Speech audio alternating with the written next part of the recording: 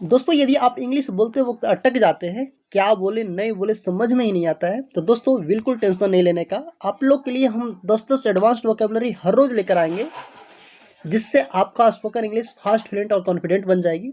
तो दोस्तों आइए, without any waste of time let's start friends. उसके बाद बोलिए कोई बोलती रहे अंग्रेजी बोलने से आपके अंदर ये भावना उत्पन्न होने लगेगी। ओके, जैसे देखिए यहाँ पे सबसे पहले प्रोफाउंड। प्रोफाउंड मतलब क्या होता है दोस्तों? बहुत गहरा या गहन, बहुत गहरा या गहन।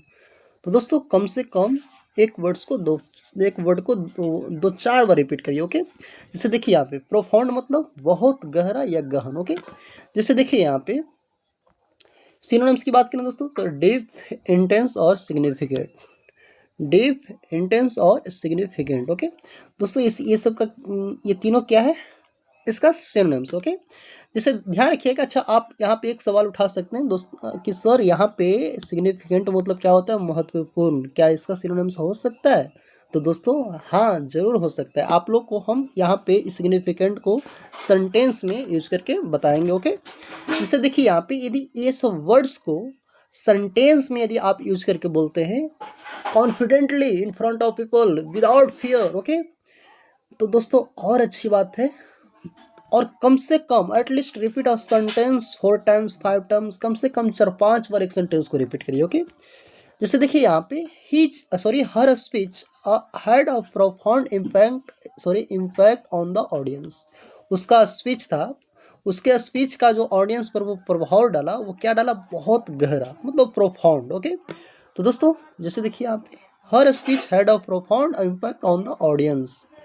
हर speech had a profound impact on the audience. Okay, तो सेंटेंस में इसको यूज करिए और देखिए कि सेंटेंस कैसे बनाया जा रहा है, कैसे बोला जा रहा है। ओके, और सेंटेंस को 3-4 बार कम से कम रिपीट करिए और ये सब वर्ड्स को कहीं पे लिख लीजिए।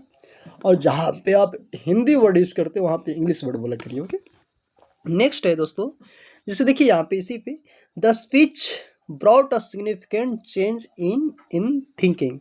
उस भाषण ने, कहा जाए तो उस भाषण ने मेरी सोच, जो उस भाषण में वो दिया था, वो मेरी सोच में कहा कहते एक बहुत महत्वपूर्ण बदलाव लाया। ओके, गहरा बदलाव लाया।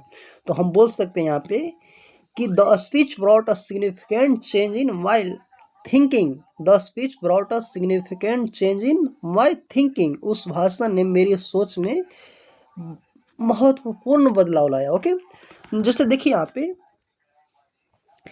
आप लिखा उसके शिक्षक का उसके जीवन पर महत्वपूर्ण प्रभाव पड़ा। ओके, उसके शिक्षक का उसके जीवन पर, ओके, यानी हर टीचर, ओके, मतलब एक महत्वपूर्ण यानी सिग्निफिकेंट इम्पैक्ट और ऑन हर लाइफ, उनके जीवन पर एक मतलब सिग्निफिकेंट इम्पैक्ट मतलब एक महत्वपूर्ण प्रभाव पड़ा। तो क्या बोलेंगे दोस्तों? Her teacher had a significant effect on her life. Her teacher had a significant impact और ऑन हर लाइफ। ओके, इस प्रकार। दोस्तों नेक्स्ट है आपका रिलक्टेंट। रिलक्टेंट मतलब क्या होता है दोस्तों? अनिच्छुक। क्या होता है? अनिच्छुक, हिचकिचाने वाला। अनिच्छुक और या तो हिचकिचाने वाला। ओके, तो ध्यान रखिएगा, रिलक्टेंट मीन्स अनिच्छुक, हिचकिचाने वाला। ओके, जैसे देखिए यहाँ पे सिनोनिम्स की बात करें दोस्तों, तो अनविलिंग, हेजिटेंट और रेजिस्टेंट। ओके, रेजिस्टेंस नहीं, अनविलिंग, हेजिटेंट और रेजिस्टेंट। ओके, जैसे देखिए यहाँ पे सेंटेंस में इसका यूज करिए। He was reluctant to accept his mistake. He was reluctant to accept his mistake, मतलब वो अपना मिस्टेक एक्सेप्ट करने में, स्वीकार करने में क्या कर रहा था? हिचकिचा रहा था। तो he was reluctant to accept his mistake. He was reluctant to accept his mistake. Okay, repeat a sentence 4 times 5 times until you can speak it confidently in front of people without fear, no hesitation. Okay, कम से कम जब तक sentence लोगों के सामने बोलना नहीं सीख जाइए फ्रैंकली, अरे डरना किस बात की, बोलती कोई अंग्रेजी बोले से हो, ऐसे वाला भावना अंदर आना चाहिए। ओके, तो देखिए रिमार्केबल। रिमार्केबल तो उल्लेखनीय, अद्भुत। ओके, जहाँ पे वेरी गुड बोलते हैं वहाँ पे रिमार्केबल बोल सकते हैं आप। ओके, जैसे देखिए सिनोनिम्स की बात करें तो एक्स्ट्रा ऑर्डिनरी, इम्प्रेसिव और notable. Okay, extra ordinary, impressive और नोटेबल। ओके, जैसे देखिए यहाँ पे she has made remarkable progress in English. She has made remarkable progress in English. उसने अंग्रेजी में एक रिमार्केबल, अद्भुत प्रोग्रेस की, मतलब प्रगति की। She has made remarkable progress in English, she has made remarkable progress in English. Okay, तो इस प्रकार सेंटेंस में यूज करके बोलिए। जैसे देखिए यहाँ पे ओवरकम, ओवरकम मतलब काबू पाना, जीत पाना। ओके, ओवरकम मतलब काबू पाना, जीत पाना। जैसे देखिए कहीं कहीं पे सरपास है ना, इसका सिनोनिम्स कहीं कहीं पे यूज नहीं होता है। ओके, थोड़ा सा ध्यान में रखिएगा, लेकिन आपको हम लिख दिए तो इसमें कोई गलत नहीं है, कहीं कहीं पे यूज होता है, कहीं कहीं पे नहीं होता है, तो ध्यान में रखिएगा। ओके, जैसे देखिए यहाँ पे सिनोनिम्स की बात करें तो डिफीट, कॉन्कर, डिफीट, कॉन्कर, इस डिफीट मतलब हराना, कॉन्कर मतलब जीत पाना, काबू पाना। ओके, तो पार पाना या सरपास भी कर सकते हैं। ओके, तो देखिएगा ये सब ध्यान में रखिए, ये सब के मतलब आप हराना, जीतना, काबू पाना, इस सब का मतलब एक ही सेंस में निकलता है। ओके, एक ही बतिया निकलता है। जैसे देखिए यहाँ पे he overcome his fear of public speaking, उसने पब्लिक स्पीकिंग के मतलब उसमें बोलने का क्या कर लिया, पब्लिक स्पीकिंग में जो बोलने पर क्या डर पर काबू पा लिया। मतलब पब्लिक स्पीकिंग में अब आसानी से बोलता है, मतलब उसने अपना डर पर क्या कर लिया, काबू पा लिया। ओके, तो he overcome his fear of public speaking, he overcome his fear of public speaking। Okay, इस प्रकार। नेक्स्ट है दोस्तों परसिस्टेंस, परसिस्टेंट मतलब क्या होता है दोस्तों, दृढ़, दृढ़ लगातार प्रयास करने वाला। ओके, जैसे देखिए यहाँ पे डिटरमिनेंट, कंसिस्टेंट और टेनेसियस। ओके, डिटरमिनेंट, कंसिस्टेंट और टेनेसियस। ओके, जैसे देखिए यहाँ पे success comes to those who are persistent, सफलता उन्हीं को मिलती है जो डिटरमिनेंट रहता है। ओके, जैसे जिसके अंदर पेशेंस है, ड्रीड है, लगातार प्रयास कर रहा है, तो success comes to those who are persistent. Okay, तो इस प्रकार जहाँ पे आप देखिए यहाँ पे सॉरी यहाँ पे इनहेंस, इनहेंस मतलब क्या होता है दोस्तों, बढ़ाना और सुधारना। ओके, जैसे देखिए यहाँ पे सिनोनिम्स की बात करें तो इम्प्रूव, बूस्ट और स्ट्रेंथन। ओके, इम्प्रूव, बूस्ट और स्ट्रेंथन मतलब इस सब का मतलब होता है बूस्ट, इम्प्रूव, सुधारना, बढ़ाना। ओके, जैसे देखिए यहाँ पे reading books enhances your vocabulary. Okay, किताबें पढ़ना आपका वोकेबुलरी को क्या करता है, बढ़ाता है, इनहेंस करता है, इनहेंसेस करता है। Reading books enhances your vocabulary, reading books enhances your vocabulary. Okay, जैसे देखिए यहाँ पे और कुछ लिखा हुआ है कि इम्प्रूव इंग्लिश की जगह बोलिए क्या, बोलिए इनहेंस योर इंग्लिश स्किल्स बोलिए। ओके, इम्प्रूव इंग्लिश की जगह आपको नेचुरली तरीके से बोलना है, तो enhance your English skills, advance तरीके से बोलना है, तो आप ये बोल सकते हैं।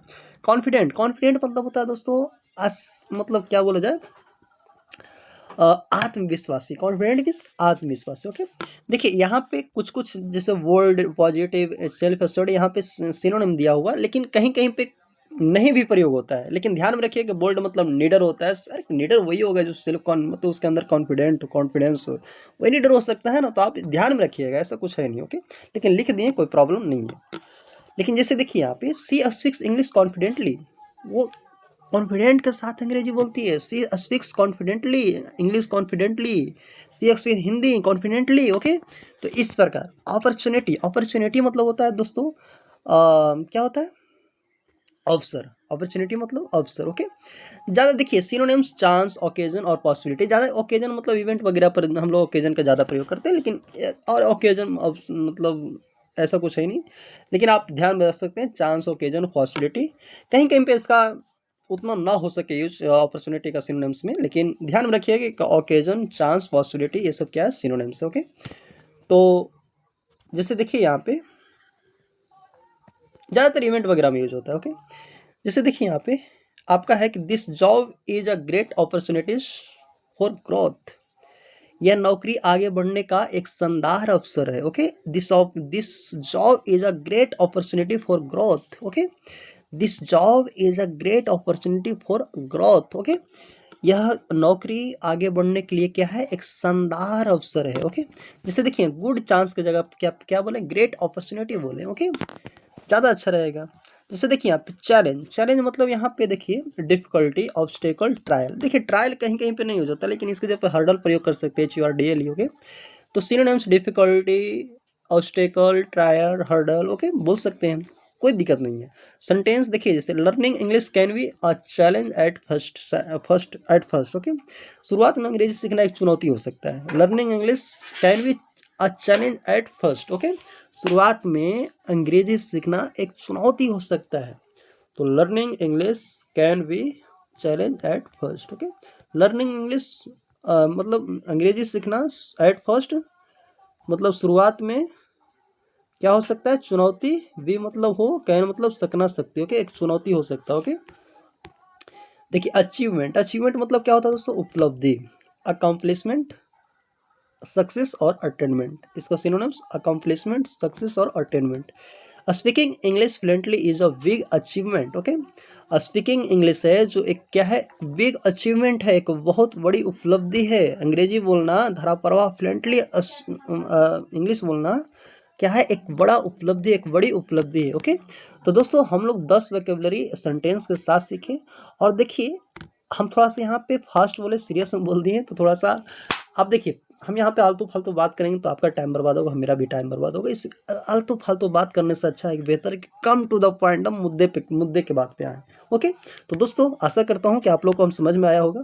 और ये वीडियो यदि आप लोगों को अच्छा लगे तो प्लीज़ लाइक सब्सक्राइब जरूर करें। और ऐसे ही हर रोज़ 10 वोकैबुलरी हम लेकर आएंगे दोस्तों, जो आपका स्पोकन इंग्लिश फास्ट, फ्लुएंट और कॉन्फिडेंट बना सकती है। तो दोस्तों सब्सक्राइब करना नहीं भूलें। आप लोगों को यहाँ पे बहुत अच्छे अच्छे कंटेंट उपलब्ध कराया जाएगा। और आप बताइएगा कि कैसे कैसे हम वीडियो थोड़ा सा आप सजेस्ट कर सकते हैं। ओके, तो दोस्तों मिलते हैं नेक्स्ट वीडियो में।